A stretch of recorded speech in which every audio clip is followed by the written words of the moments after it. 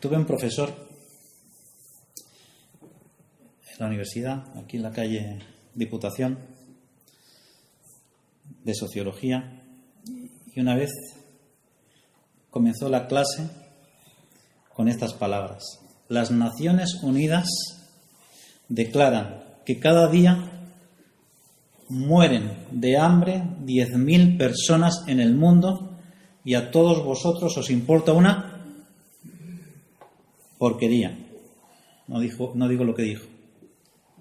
Sin embargo, la mayoría de vosotros estáis más preocupados porque he dicho una palabrota que no que 10.000 personas se están muriendo de hambre cada día. Y eso se me grabó a fuego. Y he abierto muchas predicaciones con esa frase.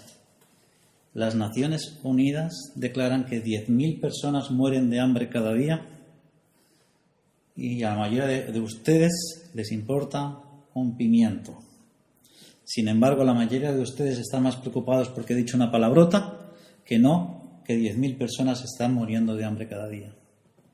Y podría cristianizar esta frase. Millones de personas mueren cada día sin Cristo y a la mayoría de nosotros nos importa una porquería. Pero nos preocupa más que yo haya dicho porquería que no que 1 millón de personas o millones de personas mueran cada día sin Cristo. Y eso es culpa de la dichosa tradición, otra vez católica, que arrastramos en Hispanoamérica, en Latinoamérica, incluyendo los países latinos de Europa, de que nos preocupan más las formas que el fondo. Las formas son importantes, pero las formas nos están impidiendo ver la verdadera naturaleza del poder de Cristo en nuestras vidas, la verdadera naturaleza de los cristianos en este mundo, el propósito de nuestras vidas como cristianos en la iglesia local y en lo que transmitimos al mundo. El propósito de Dios para cada uno de nosotros y por qué no somos todo lo que Dios quiere que seamos. Porque en muchas ocasiones estamos más preocupados por las formas que por el fondo. Si apareciera por esa puerta un perro flauta, pulgoso, con su perro, con la flauta, ¿sabes? Los habéis visto, ¿no? Van medio harapientos, que no se lavan, que las pulgas le saltan del perro a él, o al revés. Y se sienta aquí, separaríamos la sillita un poquito, no, por no quedar mal. Pero ¿quién de nosotros se lo llevaría a casa a comer ese día? Si apareciera un gay, una loca de estas escandalosa, ¿no? Por esa puerta, se pusiera a dar ahí sus dejes y sus maneras, ¿quién se lo llevaría a comer al mediodía a su casa? Con su familia, con sus niños, con sus padres, con pocos de nosotros. Pocos. Le daríamos un folleto, vente la semana que viene, Dios puede cambiar tu vida, pero poquita cosa más. Y es que si para los de afuera nuestra manera de medir, ¿sabes quién vale o quién no vale? Es bien cortita, porque nos preocupa mucho. Yo he visto iglesias que solo predican, que el Señor me llamó a ganar a ricos, y se van y se abren una iglesia por la Bonanova o por las Rozas en Madrid, etcétera, ¿no? Porque yo vine a España a ganar a gente pudiente porque el Señor me llamó a eso. O el Señor me llamó a llamar jóvenes, y solo a jóvenes. Y yo puedo entenderlo. La zona objetivo que le llaman muchos, ¿no? Tenemos una zona objetivo. Lamentablemente el Señor nos llamó, lamentablemente para muchos, el Señor nos llamó a predicarle a todo el mundo y a aceptar a todo el mundo, venga como venga. Es verdad que va a venir, eso ya es una cuestión de social, que normalmente a una iglesia va quien siente simpatía o empatía con ese grupo, ¿no? Si es una iglesia de gente adulta, es muy difícil que nos vengan adolescentes. O si es una iglesia juvenil, es muy difícil que vaya gente de la tercera edad. Pero eso es una cuestión de hegemonía. No tiene que ver con otra cosa, ¿no? Otra cosa es que se les rechace por ser diferente, ¿no? Ahora, si es cortita para los de afuera, es mucho más corta para los de adentro. Con los de adentro estamos fritos. Hubo una mujer que yo llegué a la iglesia con problemas de salud y me fui con problemas de salud y encima endemoniada, porque dijeron que era un demonio. ¿Cuántas veces juzgamos a la gente por lo que le sucede? Uy, tiene enfermedades. Es que hay pecado en su vida. Su familia no es creyente, porque algo andará mal en su vida. Su negocio le va mal, algo esconde. La iglesia no crece, es que no hay unción. ¿Cuántos prejuicios tenemos?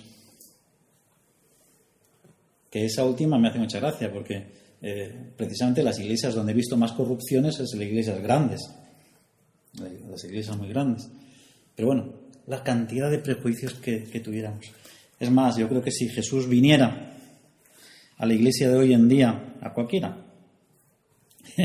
sería el primero que echarían, porque Jesús era un revolucionario, Jesús era un inconformista, Jesús iba a contracorriente, Jesús era el primero que le metía el dedo en la llaga a los poderes fácticos de ese momento, los poderes religiosos.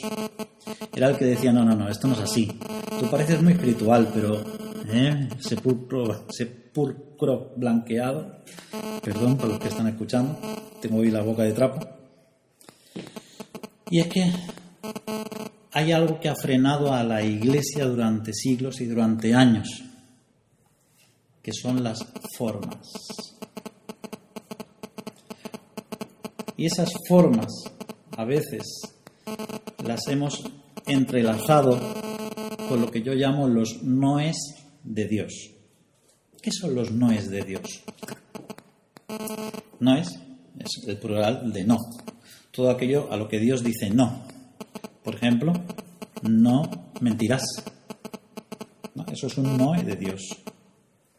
No robarás. ¿Estamos de acuerdo, no? Eso es correcto. Pero es un no de Dios. No dirás palabras soeces. No fornicarás. Y así hay un montón de noes, ¿verdad? De cosas que no debemos de hacer. Y de hecho, desde pequeñito a los niños en las escuelas dominicales se les enseña lo que no deben de hacer. Y cuando alguien se convierte en el discipulado, lo primero que se le enseña es lo que no deben de hacer. Yo me acuerdo que una vez se convirtió así un greñudo en una iglesia que yo estaba, y lo que nos costó ganar a este muchacho. Viene el domingo y el pastor desde el púlpito dice: gloria a Dios por el hermano que se ha arrepentido, que ahora solo falta que se corte el pelo y deje de fumar. No volvió más. No volvió más. Las formas. Les enseñamos los noes. Yo me acuerdo de un anuncio de agua que había en televisión, no sé si lo llegasteis a ver, que todo el tiempo, desde que el niño nace, no hagas eso, no. Y el niño tiene 15 años y le pregunta a un amigo: ¿cómo te llamas? Dice: creo que no. Tantas veces que le decían que no. Y esos son los noes de Dios. Lo malo es que también, junto con los noes de Dios, hemos entremezclado en la vida de la iglesia a lo largo de los años, y depende de dónde venga cada iglesia, del norte, del sur, de los conservadores, de los superabiertos, de los pentecostales, de los metodistas, de los menonitas, cada uno ha traído su propia mochilita y hemos ido incluyendo un montón de noes de hombres. Por ejemplo, noes muy actuales: no te pongas piercings.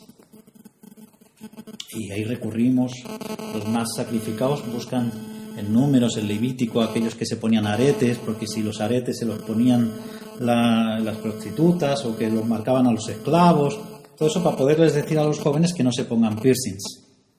Ahora sigo con eso, no os preocupéis. ¿Está bien o está mal ponerse piercing?, me preguntaba un joven. Me llama un pastor una vez, que yo creo que era para probarme, cuando estaba en el instituto, me llama al teléfono del instituto, dice: no, quería hablar con el director. Me lo pasan. Dice: no, si usted me podía contestar si bíblicamente un joven puede ponerse piercings. Digo: lo siento, pero no le puedo contestar a eso. No, ya mayorcito para buscarlo en la Biblia.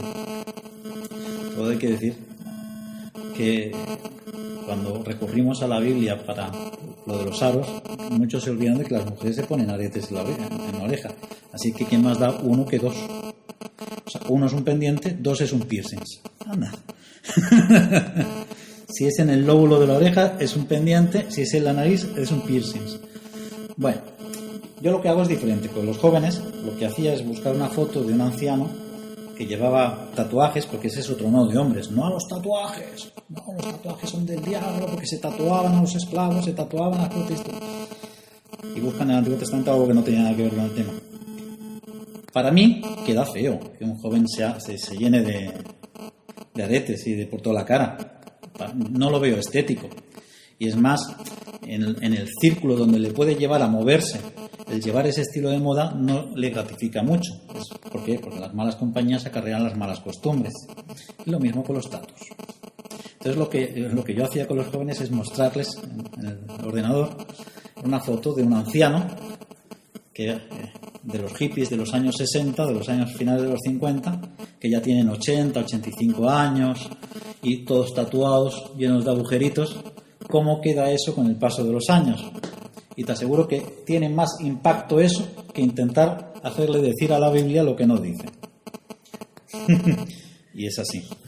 Más no es de hombres, no a la música del mundo. Yo me acuerdo cuando la primera vez que pisé una iglesia pentecostal, escuché la palabra la música del mundo. Y ostras, es que hay música del mundo y música cristiana. Hasta ese momento yo no había entendido la diferencia. Yo había entendido la diferencia de la letra del mundo y la letra cristiana. Pero la música es. De hecho, la música que tocamos es bien aprendida de músicos del mundo. Pero una señora que me martirizaba con eso, porque yo en la radio ponía los 40 principales siempre, me gusta, yo escucho música del mundo, ya puede llegar a un... Yo escucho música del mundo. Yo sé qué música me contamina y qué música no me contamina.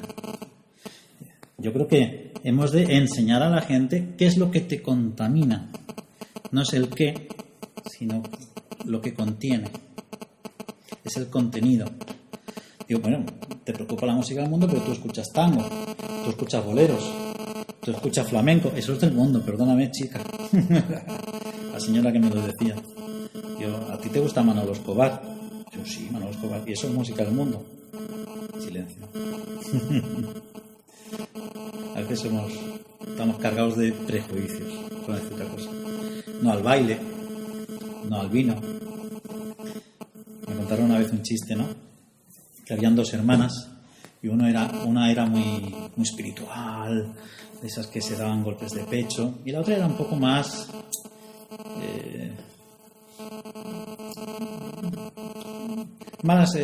disoluta en ese sentido, ¿no? Y ella iba a los bailes, a bailar. Resulta que se muere primero la que bailaba y la otra hermana del Señor se la llevó por pecadora, porque el Señor castigo trajo sobre ella porque bailaba y movimientos del mundo y la música del mundo. Total, que al cabo de 10 años se muere la otra hermana, llega al cielo y ¿a quién se encuentra allí? A la hermana que bailaba y estaba así, y no era pecado.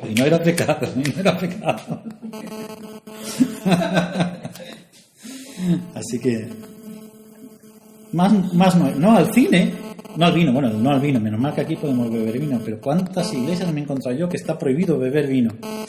No ir al cine. Mónica, donde se convirtió, estaba prohibido ir al cine. Ella no podía ir al cine si no era a escondidas, porque era pecado. No al pelo largo, no al pelo corto, no al pelo largo los hombres, no al pelo corto las mujeres, que si las mujeres que no llevan pantalones, que si las faldas cortas, que si la falda larga, que si por encima de la rodilla, que si por debajo del tobillo. Tantísimas cosas. No faltar a ninguna reunión. Eso era motivo de disciplina en muchas iglesias. Yo me acuerdo de una que por no ir a la fiesta de Nochebuena la pusieron en disciplina. No a poner en duda la palabra del ungido, como si el ungido solo fuera uno. Ya hemos hablado de eso, ¿no? Que ungidos somos todos. Así que ¿cuántos noes hemos incluido a la lista que Dios nos dio en la Biblia? Que hay muchas cosas que la Biblia dice que no debemos de hacer. Pero es que además el ser humano, en su religiosidad, hemos incluido otro montón de noes. No esto, no lo otro, no aquello. ¿Qué pasa? Que nos encontramos cristianos que piensan que ser cristiano consiste en no tener o no hacer un montón de cosas. Por eso cuando les predicamos el Evangelio al mundo, que llevan observándonos muchos años, ¿qué ven en los cristianos?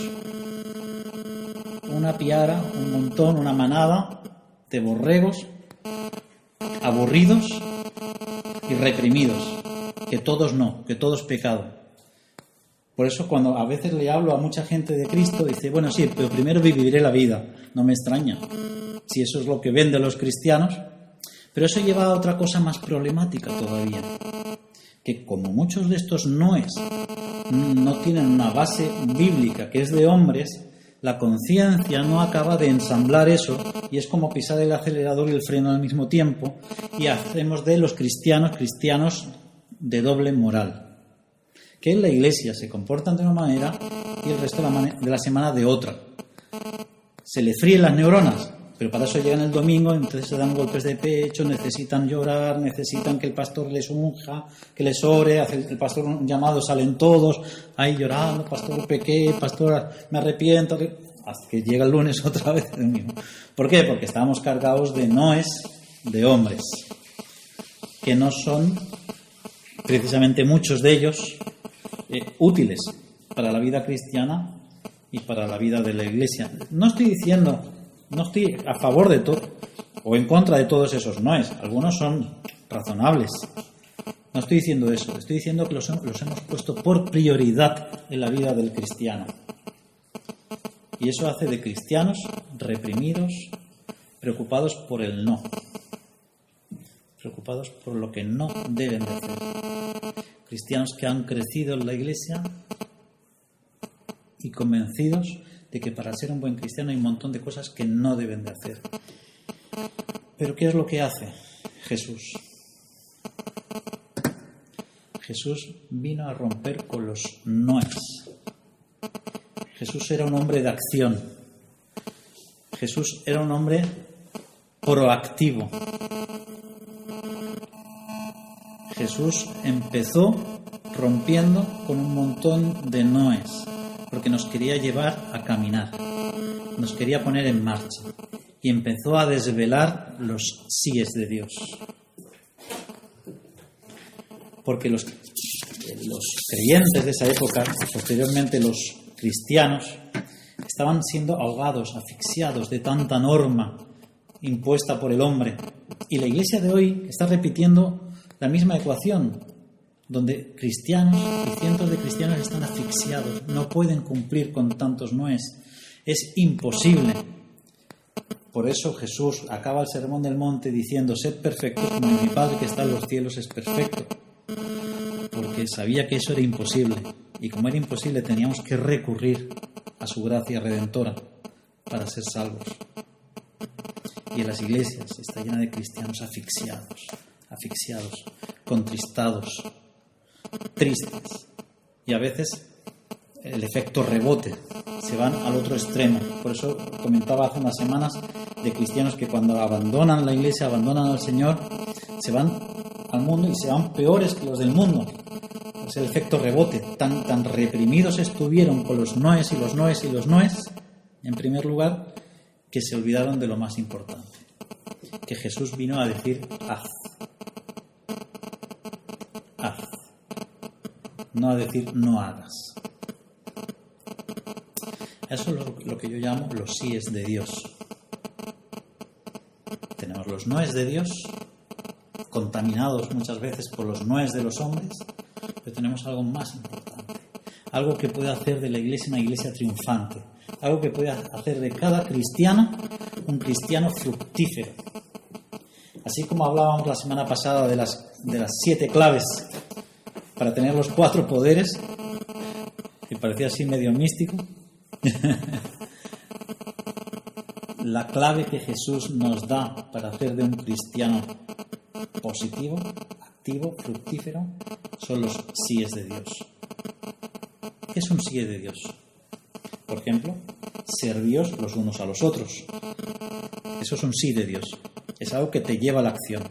Mientras que un no es no mientas. Para no mentir, con no abrir la boca y estarte de brazos cruzados es suficiente. No forniques. Para no fornicar, con no salir de casa es suficiente. Y aún así, en la mente uno puede fornicar. Ahora, para servirse los unos a los otros, te tienes que mover. Te lleva a la acción. Sobrellevad las cargas los unos de los otros. Eso te ha de llevar a la acción sí o sí. Tú no puedes ayudar a llevar la carga del hermano si tú no te mueves de tu zona de confort. si tú no sales de tu círculo de comodidad, de lo que te gusta, y vas y haces, ya no es un no, es un haz, ¿ves? Es un sí de Dios. Es un sí de Dios. Eso cambia vidas. Porque el no solo te afecta a ti, mientras que el sí de Dios afecta a toda la congregación. Perdonaos vuestras ofensas. Eso es un sí de Dios. Amad a vuestras esposas como Cristo amó a la Iglesia. Es un mandamiento, ¿eh? Lo pasamos por alto, siempre repasamos un montón de mandamientos de Dios, pero solo hay un nombre. Amad a vuestras esposas como Cristo amó a las iglesias, como Cristo amó a la Iglesia. Es decir, tenemos que dar nuestra vida por ellas. Nos ha tocado. Es verdad que en el versículo siguiente pone, esposas, someteos a vuestros maridos como a Cristo, que es la cabeza. Pero bueno, ese nos gusta tanto. Y así podemos enumerar, vemos en el Nuevo Testamento que nos encontramos un Dios que pasa de ser el Dios de los noes, de todo lo que no hay que hacer, al Dios de los síes. De hacer, de llevar el Evangelio, de ayudar al hermano, de sobrellevar las cargas, de soportaros los unos a los otros, de movernos, de ir, de hacer. Pero hay algunos síes de Dios, para no alargarme, que a mí me gustan mucho. Por ejemplo, para mí el sí de Dios magno, el más grande de todos, es el de Mateo 19, 22, 28, 19, 20, perdón. La gran comisión. y haced discípulos. Eso es un sí de Dios. Tú vas a hacer discípulos y tranquilo, que no te vas a encontrar en la palabra de Dios un no. No. Es un sí, ¿ves? El no nos paraliza. El no de Dios nos deja quietos, impávidos. El sí de Dios nos lleva a la acción. Y mi abuela decía una cosa muy interesante. Dice, manitas ocupadas, mente despejada. Si uno solo se centra en el no, la mente empieza a trabajar. Y el diablo nos va a distraer. Y nos vamos a convertir en ociosos. Porque no vamos a hacer nada. ¿Preocupados? ¿Por qué? Porque no tenemos que hacer nada malo. Mientras que si estamos ocupados, nuestra mente está concentrada en lo que nos ocupa. Si estamos ocupados en ayudar al hermano, si estamos ocupados en la visitación, si estamos ocupados en prepararnos las alabanzas, en prepararnos la predicación, estamos ocupados en estudiar, en meditar, en orar, estamos preocupados en ayudar al enfermo, en visitar al que está pasando un mal rato, estamos preocupados por ir y predicar el Evangelio allí donde nos encontremos, va a ser muy difícil que nuestra mente esté ocupada en lo que no tenemos que hacer. Nos vamos a ir dando cuenta que a medida que nosotros nos involucramos más en los síes de Dios, nos vamos a ir olvidando de aquello que nos ataba. Vamos a dejar de mentir, vamos a dejar de tener malos pensamientos, vamos a dejar los malos hábitos sin necesidad de estar centrados en ellos. Lo que nos ata es estar centrado en lo negativo, en los noes de Dios. Y lo que nos desata es estar concentrados en los síes de Dios. Pero hay algunos síes que me gustan mucho más. Vamos a ir a Efesios, por favor. Tengo serrín.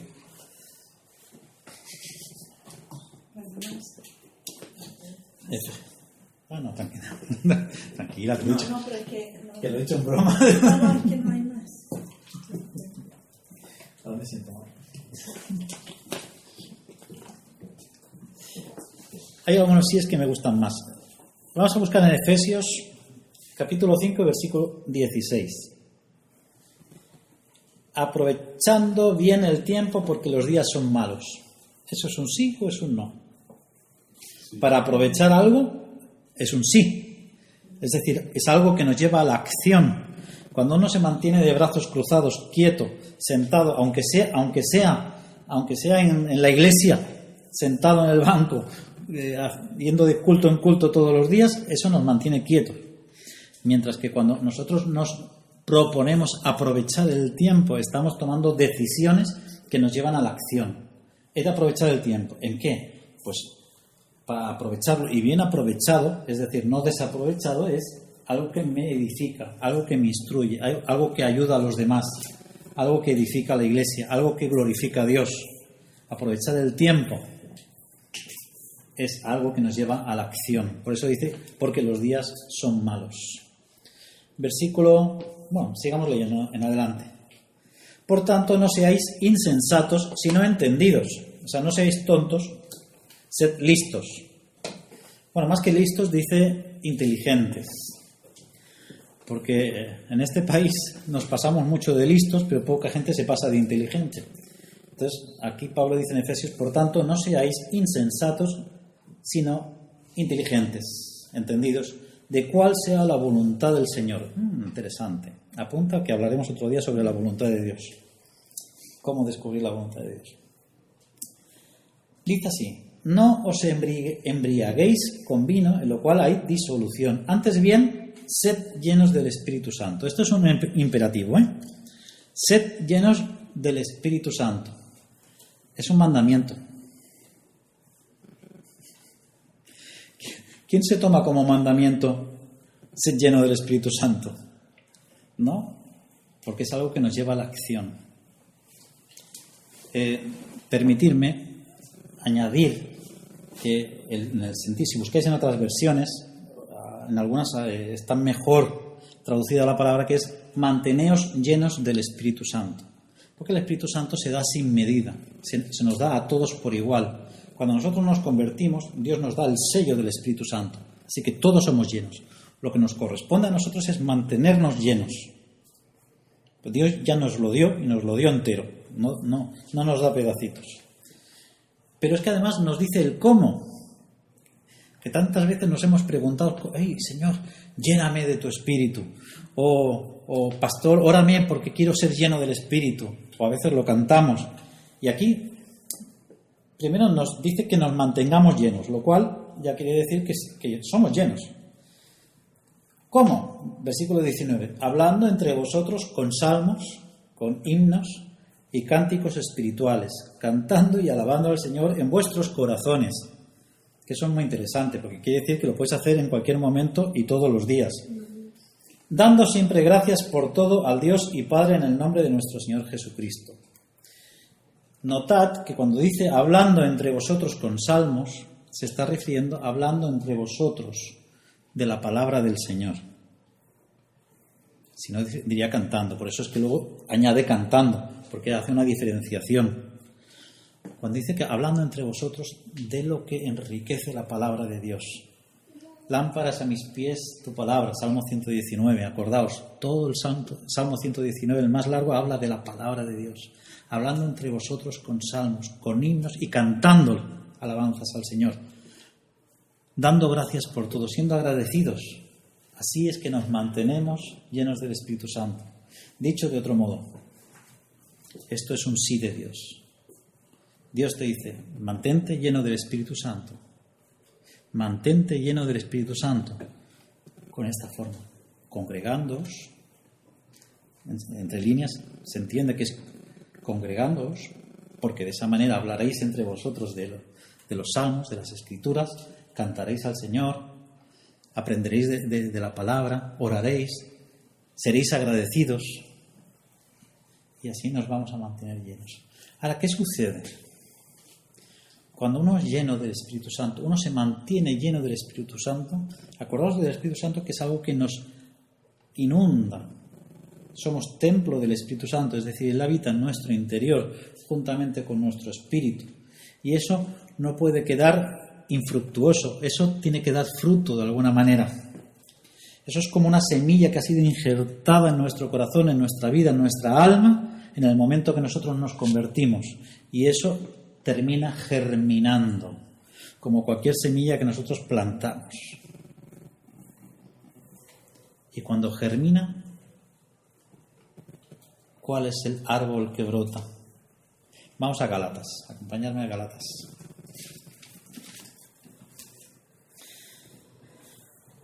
Gálatas capítulo 5.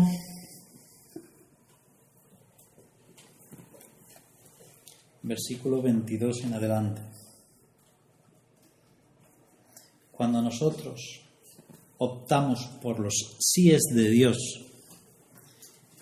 nos agarramos por ejemplo, a ese último sí que he nombrado de mantenernos llenos del Espíritu Santo haciendo todas esas cosas, con cosas que nos llevan a la acción. Fijaos que todas las cosas que decía ahí en Efesios son cosas que nos llevan a la acción, hablando entre nosotros, cantando, alabando, dando gracias. El fruto empieza a dar su fruto, el Espíritu Santo empieza a dar su fruto, germina y da su fruto. Y ese fruto es el fruto del Espíritu Santo. Y el fruto del Espíritu Santo es uno solo. No son un montón. Es uno solo. Vamos a leerlo. Capítulo 5, versículo 22. Más el fruto del Espíritu, anda, si lo dice aquí, es amor, gozo, paz, paciencia, benignidad, bondad, fe, mansedumbre, templanza. Contra tales cosas no hay ley. ¿Y qué es la ley? Los noes de Dios, acordaos. Contra tales cosas no hay ley. Pero hay algo muy interesante. Acordaos que es un solo fruto todo eso. Porque si a mí me viene una hermana o un hermano y me dice, yo es que tengo mucha fe, pero no tiene nada de gozo o no tiene nada de mansedumbre, perdón, pero no me lo creo. Porque el fruto del Espíritu Santo es uno. Y si hay fe, tiene que haber gozo.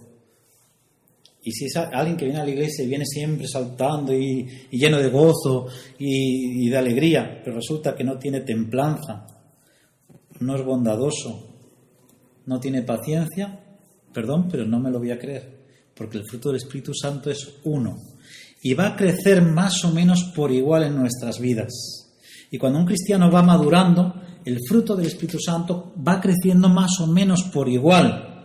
Según en la situación en donde esté la persona, pues quizá pues la paciencia va a crecer un poquito más porque forma más parte de su carácter, y en otros va a crecer un poquito más el dominio propio, es decir, la templanza, pero va a crecer todo. No podemos tener una fe que mueve montañas y no tener paciencia y no ser benignos. No podemos ser benignos y decir que tenemos amor, que no tenemos amor. Pero pasa algo más interesante todavía, que batalla y lucha en contra de todos los noes y todo aquello que nos ha tenido paralizado. A veces muchos cristianos están sin hacer nada en la iglesia porque se sienten con pecado o sienten sus conciencias que no están del todo adecuadas. Por ejemplo, contra el odio o la falta de perdón, ¿qué tenemos? Que nos da el haber sido llenos del Espíritu Santo y que el fruto del Espíritu Santo haya germinado en nosotros, el amor. Si hay amor en nuestras vidas, ya no luchemos más contra el odio y la falta de perdón, porque eso va a salir solo. No pueden haber dos elementos en el mismo espacio que ocupen el mismo volumen. ¿No lo habéis escuchado alguna vez? O entra uno o entra el otro. Y si el fruto del Espíritu Santo está germinando, hay amor, el odio y la falta de perdón van a salir. El gozo, va a salir la tristeza, la depresión, la pena, la amargura. ¿Por qué? Porque hay gozo. Y eso está entrando en nuestras vidas. Si está entrando la paz en nuestras vidas, la culpabilidad, la frustración, la enemistad van a salir fuera. No hay lugar para ellas. No tenemos más que luchar. No tenemos que ser más cristianos ahí encerrados y luchando contra nuestra enemistad, nuestra tristeza, nuestra depresión. ¿Por qué? Porque el fruto del Espíritu Santo está empezando a dar su fruto. Paciencia va a echar fuera el ser irascibles, o sea, tener ira, las palabras malsonantes, la ansiedad. La benignidad, ¿qué es lo que va a echar fuera? La maldad, la malicia, la perversión. La bondad, que es parecido pero no es lo mismo, va a echar fuera el egoísmo, la intolerancia, la avaricia, la insensibilidad. Alguien que es bondadoso no puede ser insensible. La fe va a echar fuera la falta de resultados, el miedo a comunicar nuestra fe, las dudas, la inseguridad. La mansedumbre va a echar fuera de nosotros el abuso, la incontinencia, la inmoderación. Gente que es inmoderada completamente es porque no es manso. La templanza, acordaos que es el dominio propio, va a echar fuera la falta de dominio propio, de control, de desorden, la disolución de nuestras vidas. Alguien que no tiene dominio propio se diluye, es muy interesante, me encanta esa palabra, es decir, se entremezcla con muchas cosas. Parece que haga algo y no hace nada, te mueves mucho y no haces nada, pues suele ser alguien que tiene falta de dominio propio. ¿De qué forma tan hermosa, tan sencilla, haciendo caso a los síes de Dios, poniéndonos en acción, manos a la obra, cumpliendo con los mandamientos positivos de Dios, nuestra vida puede ser transformada y la vida de los que nos rodean. Eso es maravilloso. Aparte que es un detector infalible para los creyentes con doblez, con doble moral. Los creyentes que son un día una cosa y otro día otra. ¿Por qué? Porque la Biblia me dice que aquellos que no lleven fruto serán cortados. ¿Y a qué fruto se está refiriendo? Al fruto del Espíritu Santo. Lo dice la palabra. Y yo he escuchado predicaciones, he escuchado maestros diciendo, no, porque los que no lleven fruto son aquellos que esto y aquellos que lo otro. La palabra lo dice. El que no lleva este fruto, que habla de fruto, el que no lleva amor, gozo, paz, paciencia, benignidad, bondad, fe, mansedumbre, templanza, será cortado. ¿Por qué? Porque no es de la viña del Señor, simplemente. No es de la viña del Señor. Así que ahí tenemos un detector de mentirosos. Alguien que nos venga con mucho gozo, pero no tiene amor. Alguien que nos venga diciendo que tiene una fe que de eso nos encontramos muchos, desgraciadamente, hoy, pero tiene poquita paz y poca paciencia. Empecemos a dudar. ¿Vale? ¿De acuerdo? Pero lo más importante de todo es que esto, como dice Pedro, nos va a hacer que seamos buenos administradores de la gracia de Dios que ha puesto en nuestras manos a través de nuestra salvación, y que podamos ministrar a nuestros hermanos, ministrar al mundo, porque estamos para ser luz y para ser sal. Y eso solo se puede hacer si nos movilizamos en ponernos en acción hacia los síes de Dios, sin olvidar los noes, evidentemente sí son de Dios, pero trabajemos, movilicémonos y seremos como un poderoso ejército dormido que transformará la ciudad, transformará nuestro entorno, nuestros trabajos, nuestra familia. Y seremos cristianos que se dejarán de tonterías, de prejuicios y de cosas de niños, y estaremos a la altura de lo que Dios quiere que seamos.